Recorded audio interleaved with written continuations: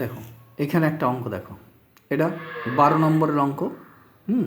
এটাও দেখো কোষে দেখি 25 ক্লাস 10-এর দশম শ্রেণী লেখায় আছে।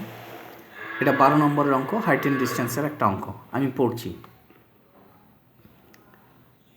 250 মিটার লম্বা সুতো দিয়ে একটি ঘুড়ি উড়াচ্ছি। সুতোটি যখন অনুভূমিক রেখার সঙ্গে 60 ডিগ্রি কোণ করে থাকে এবং সুতোটি যখন অনুভূমিক রেখার সঙ্গে 45 ডিগ্রি কোণ করে, তখন প্রতি ক্ষেত্রে ঘুড়িটি আমার থেকে কত উপরে থাকবে হিসেব করে লিখি। এদের মধ্যে কোন ক্ষেত্রে ঘুড়িটি বেশি উঁচুতে থাকবে নির্ণয় করি। অর্থাৎ একটা ঘুড়ি ওড়ানো হচ্ছে 250 মিটার লম্বা একটা সুতো দিয়ে। প্রথম ক্ষেত্রে সেটা অনুভূমিক রেখার সঙ্গে 60 ডিগ্রি কোণ করছে, এও দেখে নাও 60 ডিগ্রি।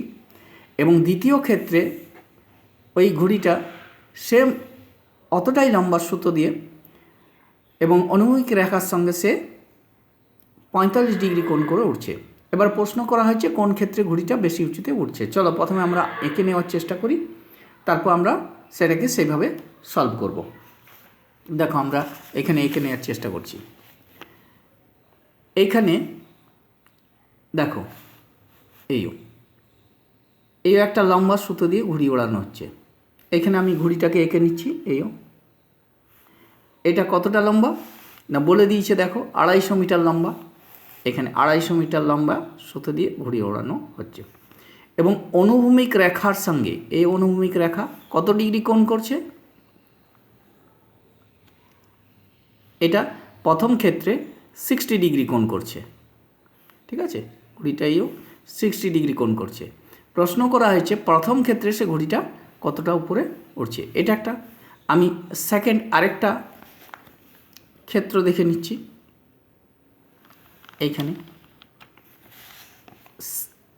ওই ঘুড়িটাই যদি 250 মিটার সুতো দিয়ে উঠতে থাকে, এটা 250 মিটার সুতো দিয়ে ওড়ানো হচ্ছে, কিন্তু এখন আর অনুভূমিক রেখার সঙ্গে 60 ডিগ্রি নয় 45 ডিগ্রি কোণ করে উঠছে এবং বলছে মাটি থেকে কতটা উপরে উঠছে, ঠিক আছে। এবং প্রশ্ন করেছে এই যে দুটো ক্ষেত্র, প্রথম ক্ষেত্র আর দ্বিতীয় ক্ষেত্র, প্রশ্ন করা হয়েছে কোন ক্ষেত্রে ঘুড়িটা বেশি উঁচুতে উঠছে। তো এখানে নামগুলো প্রথমে দিয়ে দেব। এইখানে এই যে দেখতে পাচ্ছ এখানে ঘুড়িটা আছে ধরে নাও উঠছে। এখানে নামগুলো প্রথমে দিয়ে নিই। এটা এ, এটা বি, এটা সি। এটা এ বিটা বের করতে হবে। আবার যদি আমরা এই দ্বিতীয় ক্ষেত্রটা দেখি, এটা ডি, এটা ই, এটা এফ, এটা দ্বিতীয় ক্ষেত্র। অর্থাৎ এখান থেকে ডিটা বের করতে হবে। এটাকে আমি লিখে দিচ্ছি, এটা প্রথম ক্ষেত্রে আর এটা দ্বিতীয়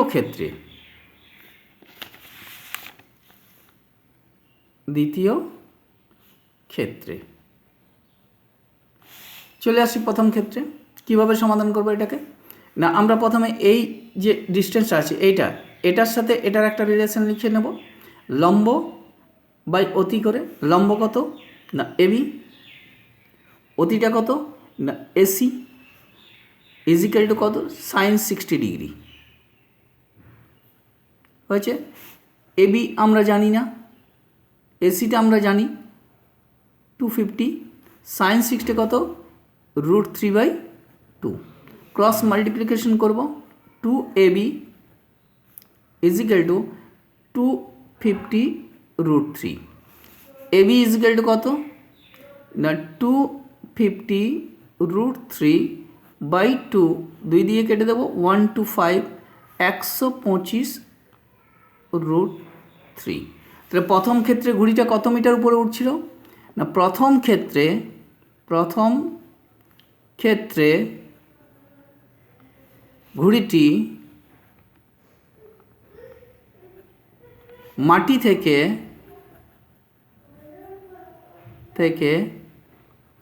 125 √3 মিটার উপরে উড়ছিল। চলে আসে এখানে দ্বিতীয় ক্ষেত্রে।